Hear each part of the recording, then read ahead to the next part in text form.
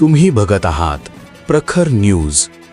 प्रत्येक क्षण, प्रत्येक घडामोड तुमच्यासोबत. आताची मोठी बातमी येत आहे कळवण तालुक्यातील पवित्र श्री क्षेत्र मार्कंडेया पर्वत येथून.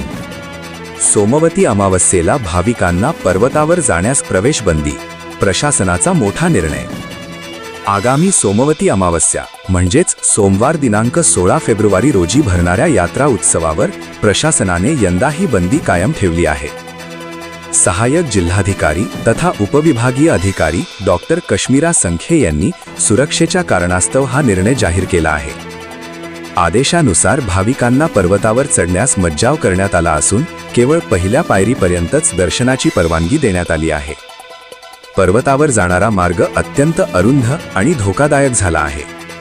जुना लोखंडी जिना तुटलेल्या अवस्थेत आहे. कळवण पोलीस स्टेशनचे पोलीस निरीक्षक गजेंद्र टेंभेकर यांनी प्रत्यक्ष स्थळी पाहणी करून तसा अहवाल दिला आहे. गर्दीच्या वेळी वर खाली जाणाऱ्या भाविकांची समोरासमोर गाठ पडल्यास चेंगराचेंगरी होण्याची शक्यता होऊ शकते. तसेच लोखंडी पायरी तुटल्यास मोठ्या प्रमाणावर जीवितहानी होऊ शकते. याच पार्श्वभूमीवर प्रशासनाने यात्रा उत्सवावर निर्बंध घालण्याचा कठोर निर्णय घेतला आहे. 17 जुलै 2023 रोजी सोमवती अमावस्येला प्रचंड गर्दीत काही भाविकांनी अवघड मार्गाने गड चढण्याचा प्रयत्न केला होता.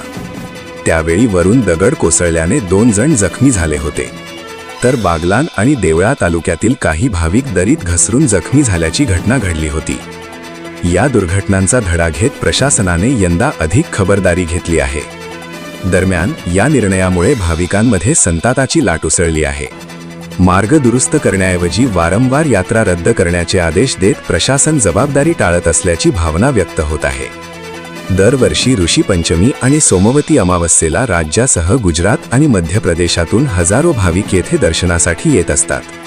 भाविकांनी नियमांचे पालन करावे, पर्वतावर चढण्याचा आग्रह धरू नये आणि कोणतीही जीवितहानी होणार नाही यासाठी प्रशासनाला सहकार्य करावे, असे आवाहन करण्यात आले आहे. आता पुढे प्रशासन मार्गदुरुस्तीचे काम कधी हाती घेणार आणि भाविकांची नाराजी कशी शांत करणार हे पाहणे महत्त्वाचे ठरणार आहे. प्रखर न्यूजसाठी दीपक भागुल, कळवण.